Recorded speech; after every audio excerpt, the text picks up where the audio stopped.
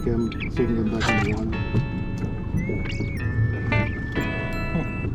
Back in the late 70s, we used to go away with my dad, my sister, my brother, and I, either Plum Island or Cape Cod, sleeping in the truck or in campgrounds, and do some extensive fishing.